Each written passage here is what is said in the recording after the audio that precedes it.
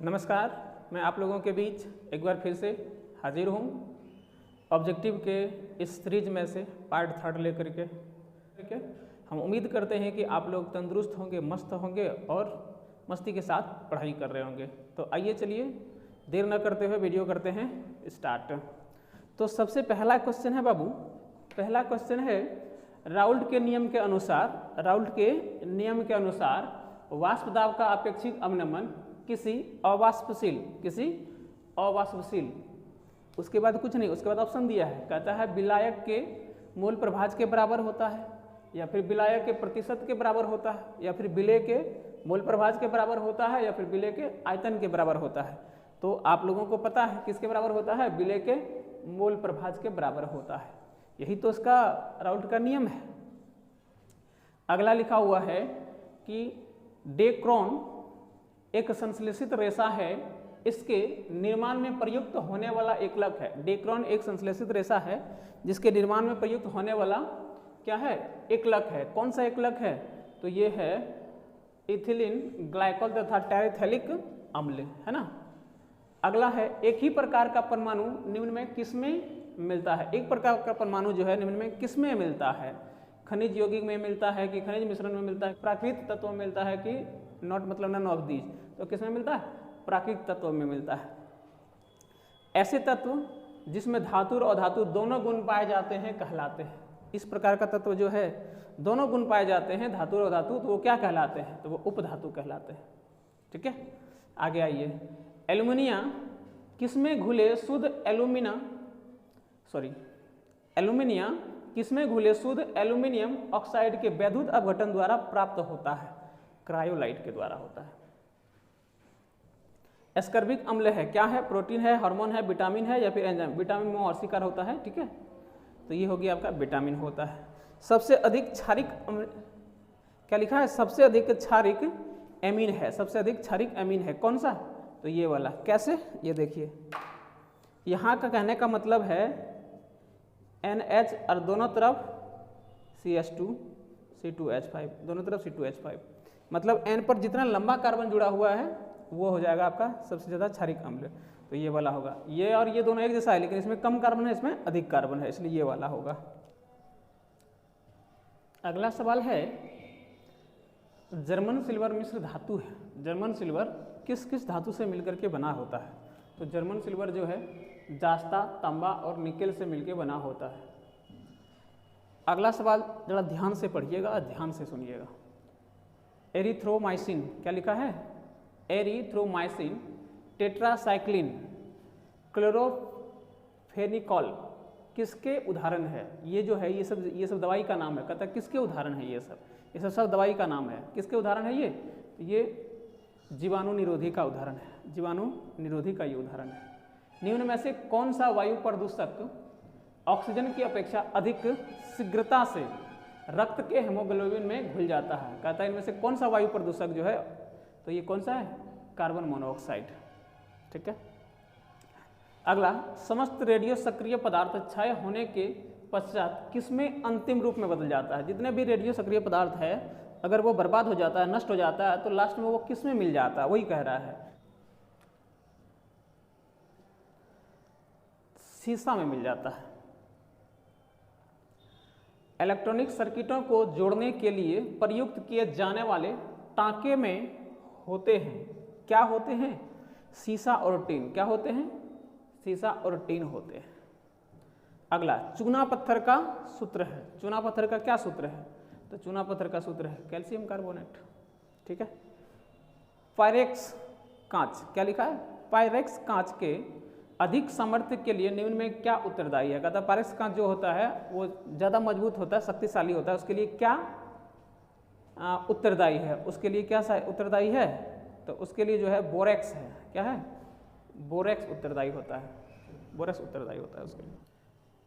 अगला सवाल है लकड़ी एल्कोहल, जिसको लकड़ी की आत्मा या फिर वुड स्पिरिट या फिर वुड एल्कोहल भी कहते हैं, उसका सूत्र होता है, क्या होता है उसका सूत्र, तो CH3, ये वाले मिथाइल एल्कोहल को कहते हैं, CH3OH को मिथाइल एल्कोहल को कहते हैं। एसिटामाइड का जल अपघटन करने पर प्राप्त होता है, तो एसिटिक अम्ल प्राप्त होता है। एल्किल हैलाइड पर एल्कोहलिक केओएच के साथ क्रिया कहलाती है। क्या क्रिया कहलाती है? योगात्मक कहलाती है, बहुलीकरण कहलाती है, प्रतिस्थापन ये तो नहीं कहलाती है, विलोपन कहलाती है। क्या कहलाती है? विलोपन अभिक्रिया कहलाती है। ठीक है। सिलिका है, क्या है? धातु है, अधातु है, उपधातु है। सिलिका क्या है? उपधातु है। निम्न में से कार्बन का कौन सा अपरूप स्नेहक का कार्य करता है? कौन सा अपरूप जो है कार्बन स्नेहक का कार्य करता है? कार्बन का अपरूप हीरा ग्रेफाइट होता है, तो ये स्नेहक का कार्य कौन करता है? तो ग्रेफाइट करता है। हैलोजन में सर्वाधिक अभिक्रियाशील है, सर्वाधिक मतलब तेजी से अभिक्रिया करने वाला है हैलोजन में। यही 4 हैलोजन है, कौन होगा?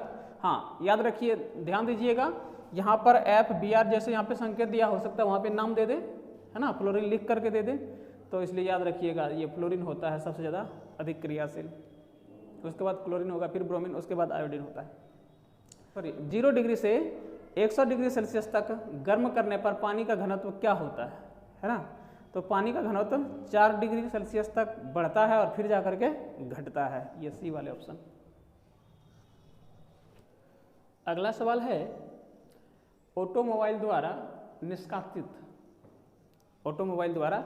निष्कासित मुख्य नुकसानदेह गैस जिससे वायु प्रदूषण होता है, निम्न में से कौन सी गैस है? उसमें से कौन सा है?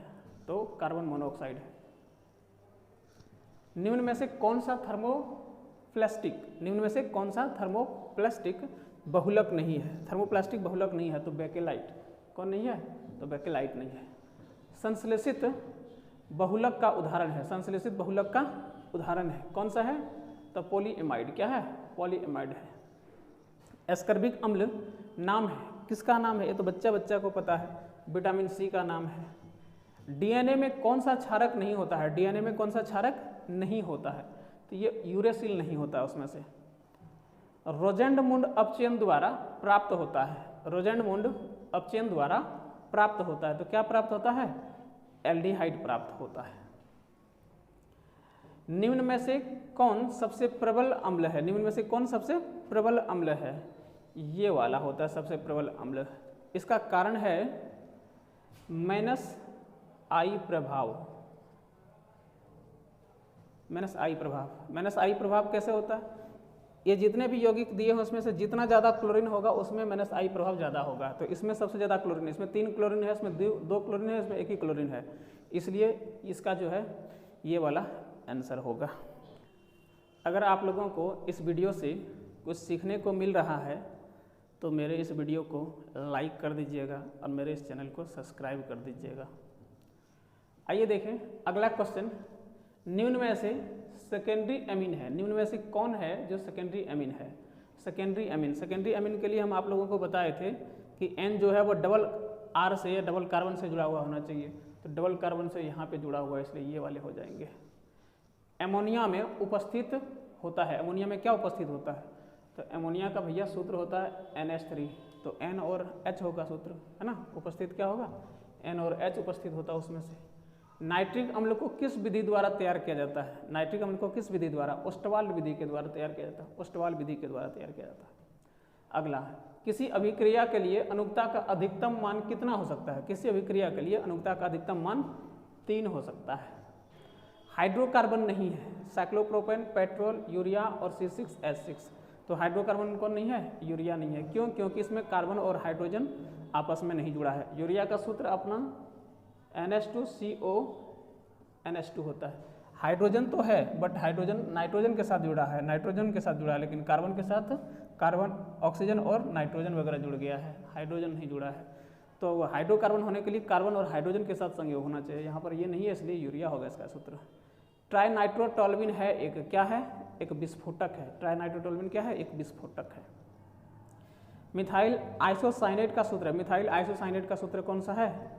ये वाला है, याद रखिएगा। तो पार्ट 3 यहीं पे समाप्त होता है। इस सीरीज में एक और वीडियो लेके आएंगे, फिर लेके आएंगे, ज़रूर लेके आएंगे। तब तक के लिए इतना ही, धन्यवाद।